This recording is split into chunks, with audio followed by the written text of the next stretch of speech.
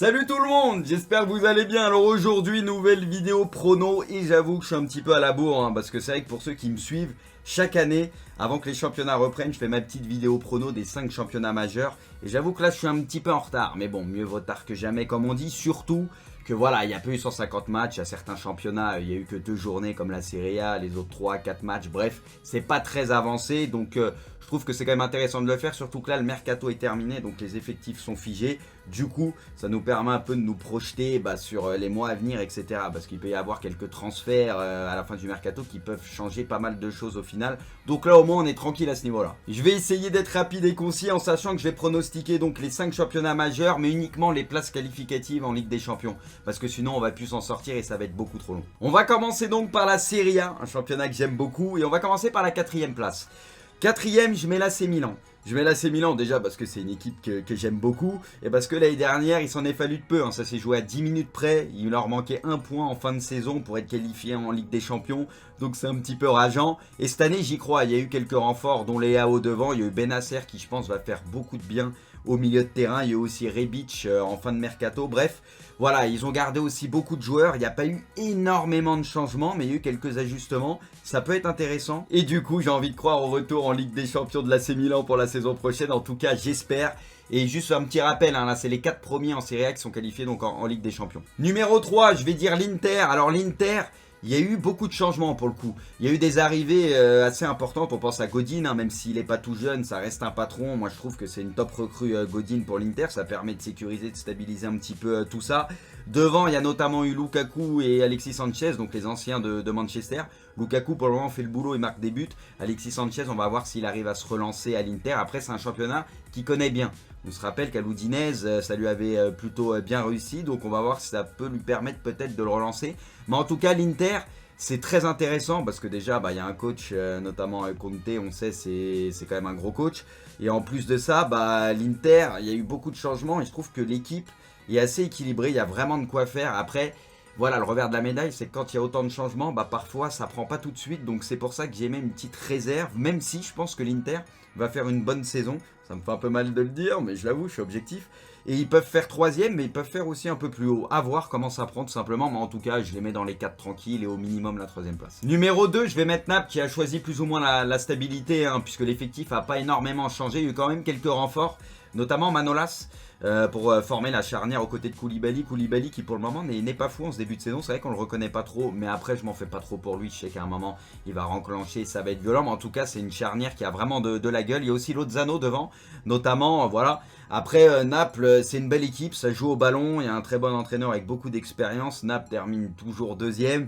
Et je pense que ça va encore être le cas cette saison, même si j'ai l'impression qu'au niveau de l'effectif, ça peut être un peu plus costaud que les saisons passées. À voir, mais je pense que ça peut être intéressant. Il y a peut-être un truc à faire, même si, bon, il y a eu ce match à la Juve, il y a déjà eu une défaite par exemple. Mais voilà, je pense que sur la durée, Naples, il y a vraiment un truc à faire de cool. Il y a en numéro 1, bien sûr, la Juve. On va pas faire très original. Bon, il y a Sarri qui a débarqué notamment avec ses idées. Il y a eu quelques choix un petit peu discutables, notamment l'échange plus de l'oseille entre Danilo et Cancelo. Ça, c'est vrai que c'était un petit peu bizarre de se débarrasser comme ça de Cancelo, mais apparemment, ils avaient besoin d'oseille. Il y a eu la blessure de Chiellini. Ça, pour moi, ça va leur faire extrêmement mal. Bon, je pense que pour la Serie A, ils seront quand même champions, mais pour la Ligue des Champions, je pense que là, ça va être un peu plus problématique, parce que pour moi, Chiellini, même à cet âge-là, ça reste le Trombs, quoi. C'est un des meilleurs défenseurs au monde, et je pense que ça risque d'être compliqué. Heureusement, ils ont pris De Ligt, même si pour le moment, De Ligt, c'est assez catastrophique en ce début de saison, mais pareil, il est jeune, c'est un nouveau championnat, je m'en fais pas trop. Je pense qu'à un moment donné, ça va le faire aussi, parce que bon, c'est quand même un très bon joueur. Voilà, mais c'est un peu compliqué. Et autre joueur qui peut peut-être leur faire du bien, mine de rien, je pense, c'est Higuain. Je pense que c'est Higuain, on a vu son but notamment où il efface Koulibaly, but magnifique. Et Higuain, s'il est concerné, s'il est à peu près affûté, etc., c'est quand même un attaquant qui va faire ses stats, on le sait. Et je pense qu'Higuain peut leur faire du bien à la Juve. Voilà, c'est mon avis, mais en tout cas, je pense que la Juve, bien sûr, va finir champion d'Italie. En plus de ça, il y a Cristiano, on le sait, lui, il vieillit très très bien, il n'y a aucun problème, il fera encore une belle saison, je m'en fais pas du tout pour lui. Même si, pour le moment, c'est vrai que les nouvelles recrues sont pas trop alignées. Voilà, on préfère choisir la stabilité et miser sur ceux qui étaient déjà au club, notamment la saison passée. Mais voilà, la Juve donc en numéro 1. Allez, on va maintenant passer à notre bonne vieille Ligue 1. Là, on va commencer par, allez, numéro 1, parce que pour moi, il n'y a pas de doute possible, ça sera toujours le PSG. Voilà, je sais qu'il y en a, ils sont un petit peu enflammés avec le début de saison de l'OL. Ils disaient, oh, peut-être que l'OL peut aller chercher le PSG cette année. Moi, j'ai jamais cru et j'y crois pas du tout. Voilà, pour moi, Paris reste bien au-dessus de tout le monde. Même si Neymar était parti, pour moi, Paris est bien au-dessus de tout le monde. En plus de ça, Neymar est resté. Voilà, j'ai pas trop de doute là-dessus. Bon, le PSG, pour le coup, ça a recruté Keylor Navas. Ils avaient besoin d'un gros goal depuis un moment. Je pense que Keylor Navas, ça va faire le taf. C'est 3 Ligues des Champions, si je dis pas de conneries quand même. C'est pas rien. Et voilà, c'est un joueur qui avait envie de jouer.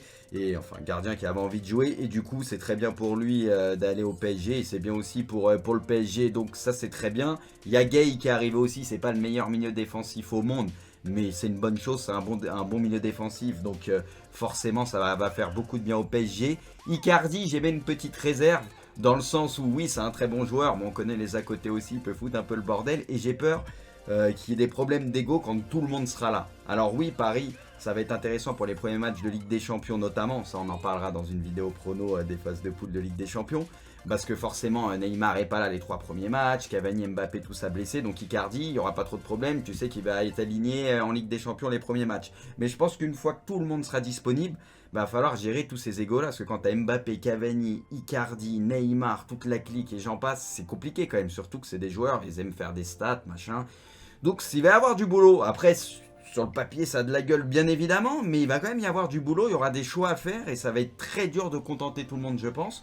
Mais voilà, en tout cas pour la Ligue 1, je pense que Paris va finir champion facilement. Je ne sais pas s'ils auront autant d'avance que la saison passée par exemple ou que les saisons précédentes. Mais je pense qu'ils vont finir tranquillement champion. Voilà. Numéro 2, je mets l'OL. L'OL qui avait besoin de se renforcer notamment au niveau de la charnière pour accompagner Denayer. Ça a été fait avec Anderson. Ça c'est une bonne recrue normalement. On verra aussi sur la durée. Bon, il y a Koné sur le côté gauche qui remplace donc Ferland Mendy. Ils ont quand même perdu des joueurs. Je pense à Tanguy Ndombele. Je pense à Nabil Fekir. Fekir qui marche très bien pour le moment au Betis, donc c'est cool, ça fait plaisir. Ils ont pris Thiago Mendes au milieu de terrain de Lille aussi. Donc voilà, je trouve que l'équipe c'est complet pour le coup, c'est des choix intelligents. Après, moi je fais partie de ceux qui pensent que l'année dernière tous les problèmes n'étaient pas liés qu'à Genesio.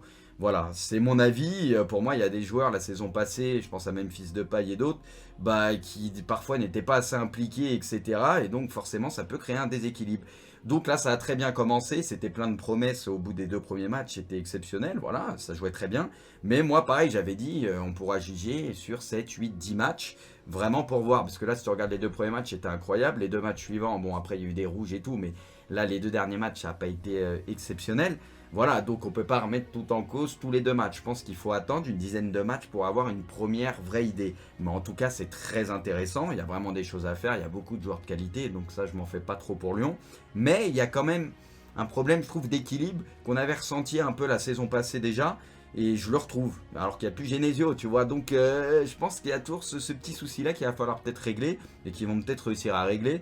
Mais en tout cas, je vois quand même l'OL au niveau de l'effectif et tout. Pour moi, il n'y a pas photo. Ça doit être les 2e du championnat. Mais voilà, je pense que ça ne sera pas aussi simple que tout le monde le disait. En tout cas, en début de saison. Voilà, c'est mon avis. Numéro 3 maintenant. Puisque bon, en Ligue 1, on n'a que 3 places qualificatives pour la Ligue des Champions. En numéro 3, franchement, c'est compliqué pour moi. Il y a 3 équipes qui vont se taper pour la 3e place. Je pense à Nice, je pense à Rennes et je pense à Marseille.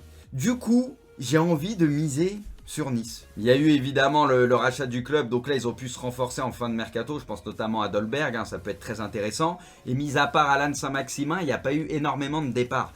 Donc voilà, ça a choisi aussi un peu la stabilité, ça s'est renforcé. Il y a Vieira, voilà, les joueurs se connaissent bien et je sens bien Nice, moi, cette saison. Je pense que Nice peut accrocher la 3e place et en tout cas, je pense que ça va jouer entre les 3 équipes que j'ai citées. Après, Rennes, pareil, j'aime bien ce qu'ils proposent, ils ont une belle équipe, ça joue très bien. Pour moi, ils peuvent faire aussi 3e, il n'y a pas grand chose à dire. Marseille, pour le moment, les recrues, que ce soit Alvaro, Benedetto, ça fonctionne très bien. Ils ont pris aussi Valentin Rongier, que j'aime beaucoup, étant supporter de Nantes. En plus, je connais un petit peu. Et pour moi, c'est un très bon joueur et ça va être une bonne pioche pour l'OM. Il va leur faire beaucoup de bien. Mais je sais pas, Nice, petit pari. Je sais pas si c'est un petit pari ou pas, mais je les sens bien. Allez, au feeling, je dirais Nice. Bon, on va maintenant passer à la première ligue, le championnat le plus kiffant à suivre, bien évidemment. Et on va commencer par la première place ce coup-ci. En premier, Je vais mettre une nouvelle fois Manchester City. Parce que je pense que sur la durée, c'est dur d'aller les chercher. Même si Liverpool en est capable, et ils l'ont montré la saison passée. Et eux aussi, on fait une saison en championnat exceptionnelle. Mais voilà, je pense que City, c'est très dur d'aller les chercher sur la durée. Parce qu'ils surdominent quasi tous les matchs, quoi. Donc voilà, ils vont quasi tous les gagner. Même si par moment, ça suffira peut-être pas. Mais voilà, City, ils vont laisser très peu de points en route, on le sait. Et puis voilà, il y a une équipe qui est tout simplement monstrueuse. Quand on voit l'effectif de City, c'est n'importe quoi. Bon, ils ont rajouté Cancelo, il y a Rodri aussi. Ils ont gardé quasiment tous leurs plus gros joueurs. Oui, ils ont tous gardé, hein, de tête, j'en oublie peut-être quelques-uns, mais pour moi, il y a quasi tout le monde. Enfin, quand tu vois de façon l'attaque, Sterling, Agüero, tout. Il y a la blessure de Sané, c'est vrai, la blessure de Sané qui fait très mal, mais il était peut-être en partance pour le Bayern au moment de se blesser. Enfin voilà, quand tu vois l'effectif au milieu de terrain, devant avec Bernardo Silva qui a été exceptionnel la saison passée et qui va l'être encore cette saison avec les deux Brunes, toute la clique, Laporte qui a fait aussi une très grande saison la saison passée. Enfin quand je vois l'équipe, c'est juste exceptionnel quoi. C'est trop complet, c'est très fort. En tout cas pour le championnat, après pour la Ligue des Champions, il leur manque toujours ce petit truc. Je pense que c'est un peu trop déséquilibré par moment. Et vu qu'en Ligue des Champions, bah, c'est pas un marathon, hein, ça se joue sur 2 matchs notamment. Les matchs de phase finale, bah, parfois ça passe pas. Et ça passe pas même tout court pour City en tout cas. Mais je pense que ça passera un jour. Mais City, je les vois une nouvelle fois champion. Numéro 2, je vois Liverpool qui pour le coup, eux, n'ont pas changé grand-chose. Hein. Ils ont raison, hein, parce qu'il n'y avait pas grand-chose à changer. Hein. Quand tu vois l'équipe, c'est très bien fourni à tous les postes. Donc voilà, ils ont choisi eux aussi la stabilité. Et ils ont un putain d'entraîneur. Voilà, il n'y a rien à dire. Donc bah, Liverpool, ils ont eu raison. Et je pense que c'est la seule équipe qui est capable de concurrencer et de prendre le titre, pourquoi pas. J'aimerais bien personnellement que Liverpool soit champion d'Angleterre, je le souhaite. Hein. Mais je pense que c'est très dur, hein, comme je le disais un peu plus tôt, de prendre le titre à City. Mais en tout cas, c'est les seuls qui peuvent les accrocher et pourquoi pas être champion. Et ça serait kiffant. Mais voilà, après pour le reste, bah, putain d'équipe Liverpool et l'un des grands favoris, bien évidemment. Numéro 3, même s'ils font pas un très très bon début de saison, je mets Tottenham. Mais ils ont fait finale de Ligue des Champions la saison passée. Et mine de rien, il y a eu quelques joueurs intéressants qui sont venus. J'aime beaucoup Lo Celso. Et je pense qu'il peut apporter pas mal de choses. Il y a Tanguy Ndombele, bien évidemment. Alors, c'est au niveau des latéraux, par contre, ils ont perdu Trippier. Et c'est vrai que moi, c'est peut-être leur petite faiblesse au niveau des latéraux. Et c'est là-dessus où ils ont peut-être déconné au niveau du mercato, hein, selon moi. Donc, après, à voir. Mais en tout cas, si tu reprends tout l'effectif, c'est quand même assez complet. T'as Kane en plus devant, t'as Son, enfin t'as toute la clique. Quand tu vois offensivement ce qu'ils ont, c'est quand même très très violent. Et quatrième, je vois Chelsea. Je maintiens Chelsea, hein, même si pour le moment ils sont un petit peu à la traîne au niveau du classement. Je maintiens Chelsea devant Arsenal et devant Manchester United perso. Voilà, Chelsea interdit de recrutement, mais quand je regarde l'effectif, je vois pas de grosses faiblesses. Alors il n'y a pas d'incroyables points forts, je veux dire ils n'ont pas la meilleure attaque ou la meilleure défense du championnat, mais ils sont moyens, bons partout. Je ne sais pas si vous voyez ce que je veux dire. Alors que par exemple, Arsenal, pour moi, défensivement, au niveau de la charnière notamment, je trouve pas ça fou. Je trouve pas ça fou et je pense que ça va leur coûter une fois de plus. Et Manchester United, bah, défensivement, je suis pas convaincu non plus, par exemple. Et Chelsea, je trouve que c'est moyen, bon, au minimum partout. Et c'est pour moi, c'est pour ça que bah, ils vont peut-être terminer quatrième. Selon moi, hein, je prends un petit risque parce que c'est pas forcément parti pour.